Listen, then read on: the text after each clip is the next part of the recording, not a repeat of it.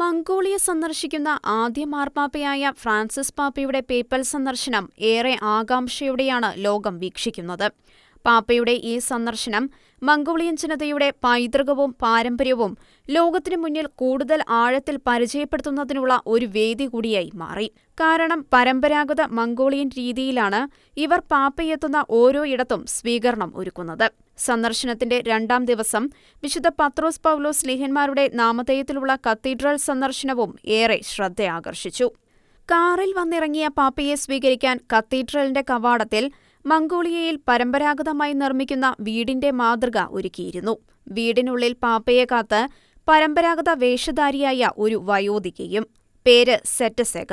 വിശുദ്ധ പത്രോസ് പൗലോസ് ശ്ലീഹന്മാരുടെ നാമധേയത്തിലുള്ള കത്തീഡ്രൽ ദേവാലയവുമായി സെറ്റസെഗയ്ക്ക് അഭേദ്യമായ ഒരു ബന്ധമുണ്ട്.